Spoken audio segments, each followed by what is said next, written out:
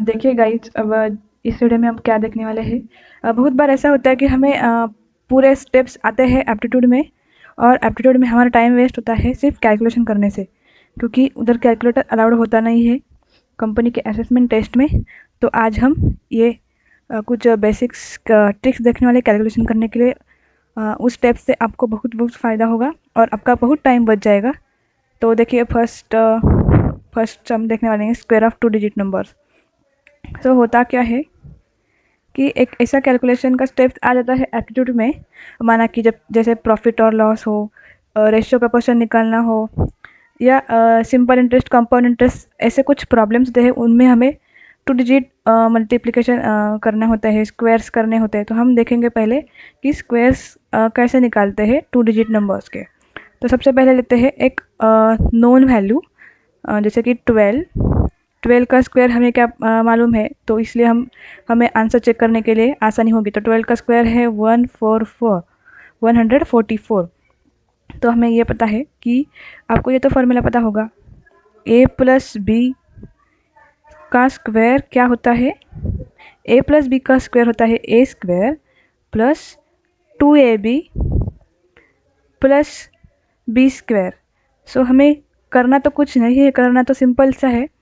हमें आप कहेंगे कि आप हमें 10 प्लस 2 करने को बोलेंगे और फिर ये इक्वेशन सॉल्व करने को बोलेंगे। नहीं, हमें ऐसा कुछ नहीं करना है। तो हमें एक सिंपल सी ट्रिक देखनी है। इधर देखो, सबसे पहले लेना है 1 एंड 2।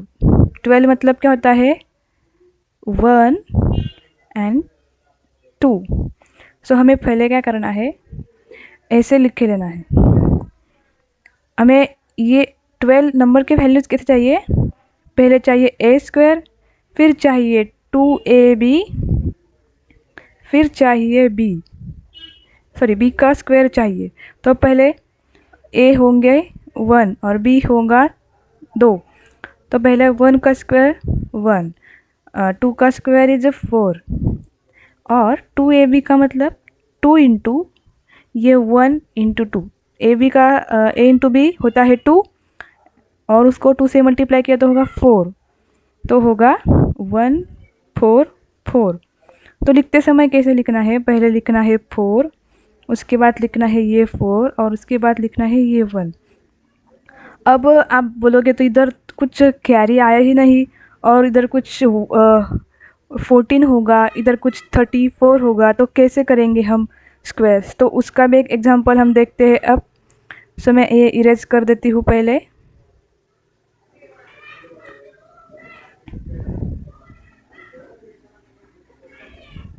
ये रख देती हूँ।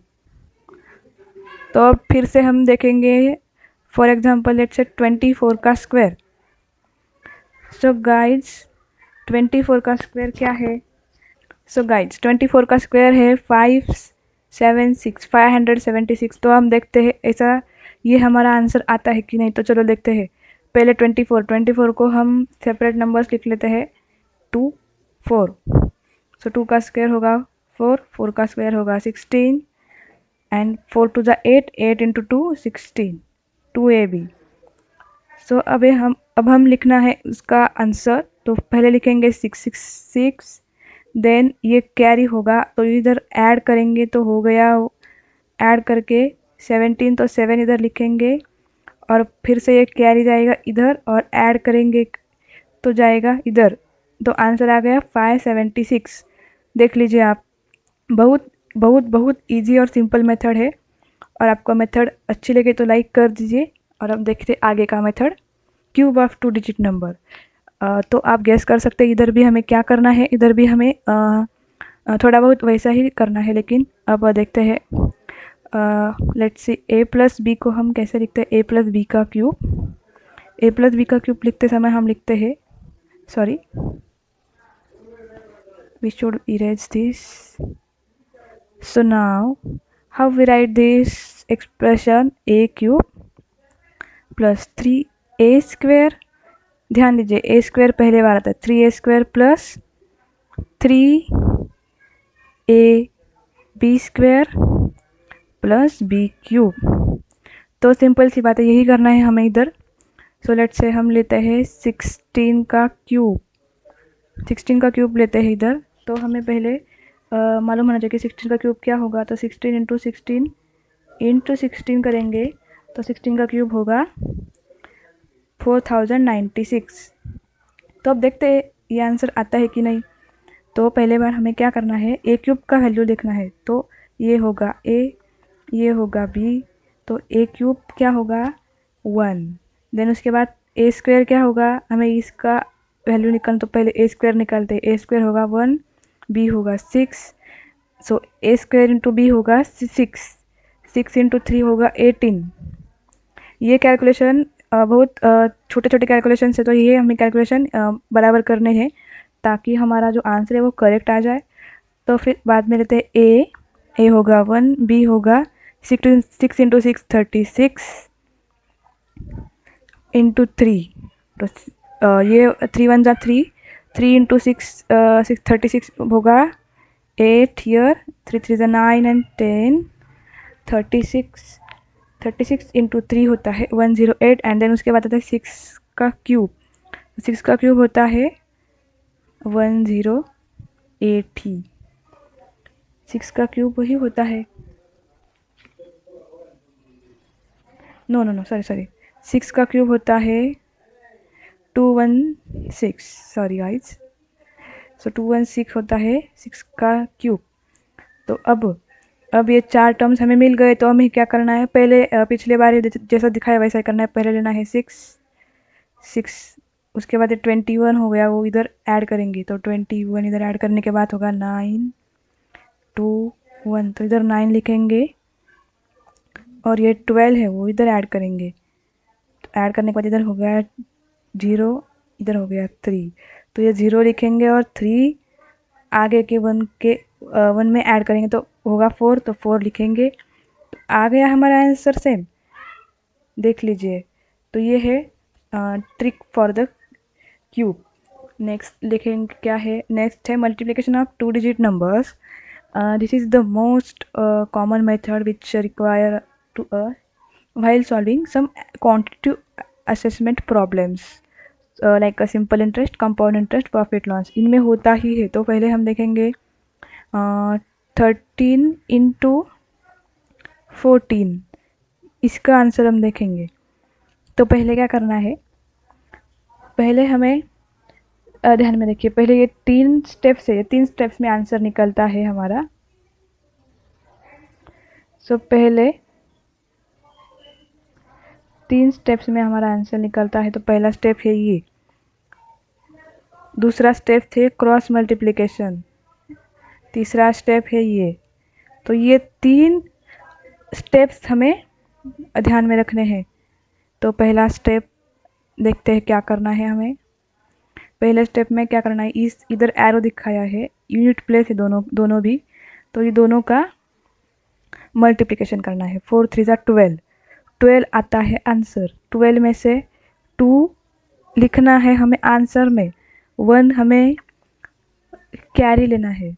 फिर नेक्स्ट स्टेप क्या है, क्रॉस मल्टीप्लिकेशन। सो 4, नेक्स्ट स्टेप है 4, 3 1 जा 3, 4 1 जा 4 एंड 3 1 जा 3, क्रॉस मल्टीप्लिकेशन हो गया आंसर। प्लस ये कैरी जो था ना 1, वो ये इन सब का हमें एडिशन करना है। तो आंसर क्या आ गया, 4 + 4 8, तो 8 हमें इधर लिख लेना है।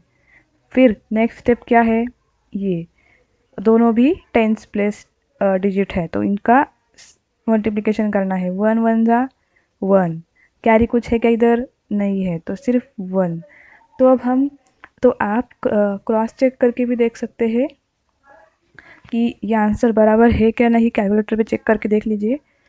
और वन मोर ट्रिक, जब इधर 24 है, 24 इंटू 11 है, तो इधर नेक्स्ट डिजिट 11 है और फर्स्ट डिजिट 11 है, तो हमें सिंपल क्या करना है, इस कंडीशन में सिंपली 2 इधर लिखना, 4 लिखना है इधर, और इसका जो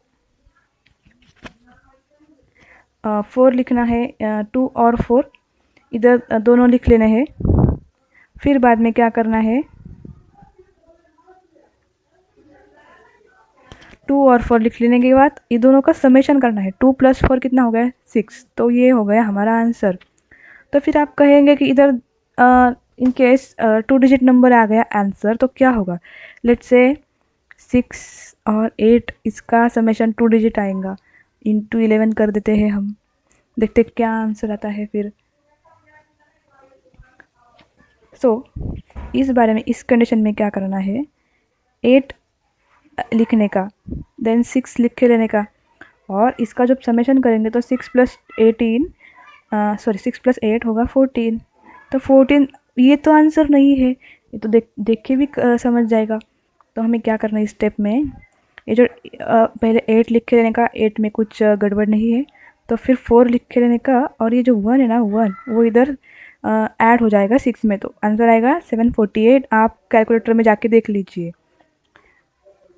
तो नेक्स्ट ये लास्ट स्टेप, लास्ट ट्रिक है। इसमें क्या करेंगे, इसमें 3 डिजिट का मल्टीप्लिकेशन करेंगे। तो पहले होगा ये स्टेप में क्या करेंगे, पहले 3 2 1 इंटू 125 लेते हैं। तो इसका आंसर हम पहले हम देख लेते क्या आएगा। इसका आंसर आएगा 321 इंटू 125। इसका आंसर आना चाहिए 40,125, ये आंसर आना चाहिए। तो हम देखते हैं पहला स्टेप क्या है, 2 डिजिट की मल्टीप्लिकेशन। कौन से 2 डिजिट? यूनिट प्लेस के, तो 5 into 1 5, no carry. Next step क्या है, क्रॉस मल्टीप्लिकेशन। ये क्रॉस मल्टीप्लिकेशन वाला स्टेप्स हमने इधर किया था, देख लीजिए। तो यही स्टेप हमें इधर करना है सेकेंड स्टेप में। तो क्रॉस मल्टीप्लिकेशन में क्या होगा, 5 इंटू 2 10 प्लस 2 इंटू 1 2, क्या रहेगा आगे प्रीवियस कैलकुलेशन में नहीं है, तो फिर ये हो जाएगा 12 में से हमें लिखना है सिर्फ 2 1 हो जाएगा कैरी। नेक्स्ट स्टेप क्या है, नेक्स्ट स्टेप है हमारा ये, नेक्स्ट स्टेप क्या है हमारा,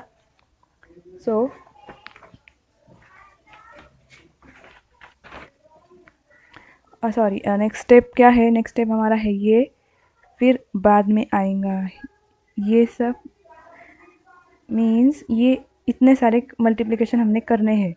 तो देखेंगे क्या होता है। 3 इंटू 5 होता है 15, देख लेना ये कैरी भी हमारे पास है।